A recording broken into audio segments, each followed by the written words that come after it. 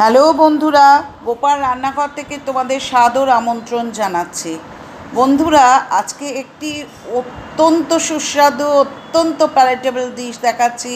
পনিরের মধ্যে বলতে পারো শ্রেষ্ঠ, সেটা হচ্ছে শাহি পনির। এই শাহি পনিরটা তোমরা নান, বাটার নান, কুলচা, লাচ্ছা পরোটা, এমনি পরাটা, লুচি, রুটি, রুমালি রুটি, যে কোনো ধরনের রাইস অর্থাৎ ফ্রাইড রাইস কি জিরা রাইস কি পোলাও এর সাথে তুমি খুব ভালো খেতে পারো। তো কীভাবে বানাচ্ছি সেটা দেখো। প্রথমে দেখো বন্ধুরা, শাহি পনিরের একটা মশলা আমি করে নেব, যেটা একদম স্পেশাল। এখানে নিয়েছি 1 মুঠ কাজু বাদাম, 1/2 মুঠ কিশমিশ, 2 বড় সাইজের টমেটো, 2 ইঞ্চির মতো আদা, 7-8টা রসুন এবং 2 পেঁয়াজ, 2 কাঁচা লঙ্কা। এটাকে মিক্সিতে পেস্ট করে নেব। মিক্সিতে পেস্ট করার আগে কড়াইতে 1 চামচ জাস্ট তেল দিয়ে, সামান্য তেল দিয়ে এই মশলাটাকে, অর্থাৎ এই 2 পেঁয়াজ, 2 টমেটো, 2 কাঁচা লঙ্কা, তারপর রসুন, আদা, কাজু বাদাম, কিশমিশ সমস্তগুলো দিয়ে আমি ভালো করে এটাকে নাড়াচাড়া করতে থাকবো। বন্ধুরা, যখন পেঁয়াজ এবং টমেটোটা একটু ডিসকালার হয়ে যাবে, তখন একটু নুন দিয়ে দেবো, যাতে এগুলো একটু নরম হয়ে যায়, অর্থাৎ একটু সেদ্ধ হয়ে যায়। ঠিক আছে? সব শুদ্ধ যখন ভাজা ভাজা করছি, এই সময় আমি 1 চামচ নুন দিয়ে দিচ্ছি। কেন? এটা নরম হওয়ার জন্য। ঠিক আছে? নুন দিয়ে দেওয়ার পর যখন আমার ভালো করে যখন আমার ভাজা হয়ে গেল, সেই সময় আমি এটার মধ্যে কিন্তু খানিকটা জল ঢেলে দেবো। ঠিক আছে বন্ধুরা? দেখো, আমি এর মধ্যে কিন্তু দেখো অনেকটা পেঁয়াজ টমেটোগুলো সব সেদ্ধ হয়ে গেছে। আমি এবার জল ঢেলে দেবো। এখানে অনেক বন্ধু কিন্তু কাশ্মীরি লঙ্কার গুঁড়ো এবং হলুদ ইউজ করেন, কিন্তু আমি করছি না। এবার মিক্সিতে দিয়ে গোটা মিশ্রণটা, তবে মিশ্রণটা কিন্তু ঠান্ডা হওয়া চাই। আমি ওখানে 400 গ্রাম পনিরকে ট্রায়াঙ্গুলার শেপে কেটে নিয়েছি। এখানে যে খাড়া মশলাগুলো লাগবে সেটার মধ্যে আছে হচ্ছে ছোটো এলাচ, দারচিনি, লবঙ্গ, তারপর হচ্ছে তোমার গোলমরিচ। আর যে মশলাটা করে রেখেছি সেই মশলাটা কিন্তু আমি ভালো করে ছাঁকনিতে ছেঁকে নিচ্ছি। এবার দেখো, কড়াইতে 2 চামচ আমি ঘি দিয়ে, একটু নুন, হলুদ এবং লঙ্কার গুঁড়ো দিয়ে আমি ট্রায়াঙ্গুলার শেপ করে যে 400 পনির কেটে রেখেছিলাম, সেই পনিরের কিউবসগুলোকে ভালো করে ভেজে নিচ্ছি।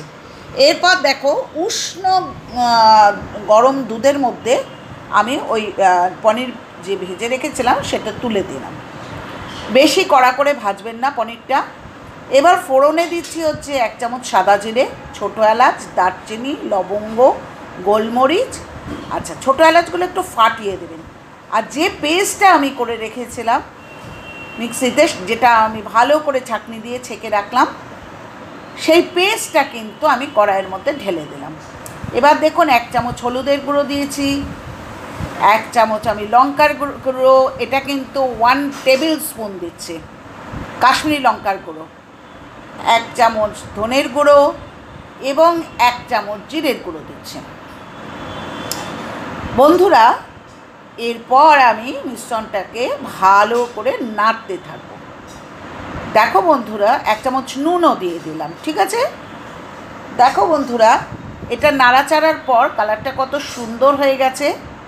তবে বারবারই বলছি, এখানে কিন্তু দুধের ব্যবহার করবেন। 1 চামচ চিনি দিয়ে দিলাম, কারণ টেস্টটাকে ব্যালেন্স হওয়ার জন্যে চিনির দরকার। এরপর আমি ভালো করে নাড়াচাড়া করলাম। কি সুন্দর কালারটা হয়েছে। অবশ্যই শাহি পনিরে কিন্তু দুধ ব্যবহার করবেন। আর যত আপনি পেস্টটাকে সুন্দর করে করবেন, যত স্মুথভাবে করবেন, আপনার শাহি পনিরটা তত সুন্দর হবে। দেখুন, আমি এইভাবে নাড়াচাড়া করে ঢাকনা চড়িয়ে খানিকক্ষণ রেখে দেবো। তারপর যখন তেল ছাড়তে শুরু করবে, দেখুন তেল ছাড়তে শুরু করেছে, এবার দুধ সমেত যে পনিরটাকে ভেজে রেখেছিলাম ঘিয়ে, সেই পনিরটা কিন্তু আমি দিয়ে দিলাম। বন্ধুরা, শাহি মানেই তো সমস্ত বাদশাহিকা না, সুতরাং এই গোটা রান্নাটা কিন্তু আমি ঘিয়ে করেছি, সুতরাং আলাদা করে কিন্তু আমার ওপর থেকে ঘি দেওয়ার দরকার নেই। এবার এটাকে খুব ভালো করে আমি ফুটতে দেব।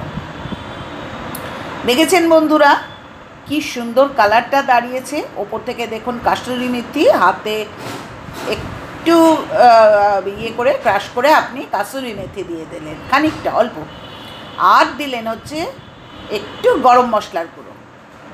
আচ্ছা বন্ধুরা, এক্ষেত্রে আমি অফ ক্যামেরাতে কিন্তু একটু আমুল ক্রিম, ফ্রেশ ক্রিম দিয়ে দিয়েছিলাম। আমি ওপর থেকে দিচ্ছি না, আমি ওই গ্রেভিটার মধ্যেই দিয়ে দিয়েছি। দেখুন কি ইয়ামি দেখতে হয়েছে। আমি আবারও বলছি, প্রত্যেকটা আইটেমের সাথে এটা ভীষণ ভালো যায়। একদম রেস্টুরেন্ট স্টাইল কিন্তু শাহী পানির তৈরি হয়েছে, একবার করে খাবেন, ভীষণ সুন্দর লাগবে। এবার আসি কাজের কথায়।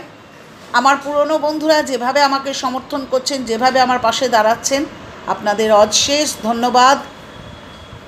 আপনাদের জন্য রইল ভালোবাসা এবং শুভেচ্ছা। নতুন বন্ধুরা তোমরা চ্যানেলটা সাবস্ক্রাইব করো, লাইক করো, কমেন্ট করো, চ্যানেলটাকে শেয়ার করো, ঠিক আছে? আর পাশে থাকা বেল আইকনটা অবশ্যই প্রেস করো, তাতে নোটিফিকেশন হিসেবে আমি যেটাই পোস্ট করি না কেন ফার্স্ট তোমার কাছে পৌঁছে যাবে। ঠিক আছে বন্ধুরা, ভালো থেকো, সাবধানে থেকো। আবার পরের দিন ফিরবো নতুন কোনো আইটেম নিয়ে। আজকে আসি, টাটা।